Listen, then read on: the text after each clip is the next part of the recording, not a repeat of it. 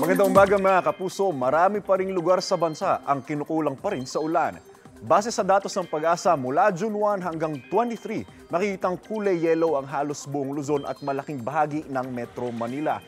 Ibig sabihin po niyan, mababa po o below normal rainfall amount ang nitala ayon sa Pag-asa. May ilang bahagi naman ng Ilocos Region, Aurora, ng Mindoro, ng Samar Provinces at Central Visayas ang kulay pula. Ibig sabihin po niyan ay way below normal rainfall amount. Hindi na pantayan ng kasalukuyang dami ng ulan ang karaniwang sukat na mayroon ng isang lugar sa kaparehong panahon.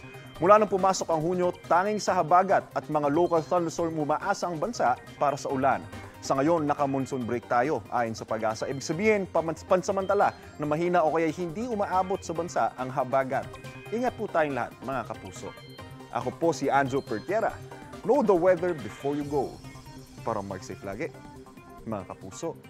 Kapuso, para laging una ka sa mga balita, bisitahin at mag-subscribe sa GMA Integrated News sa YouTube. Sa mga kapuso abroad, samahan nyo kami sa GMA Pinoy TV at sa www.gmanews.tv.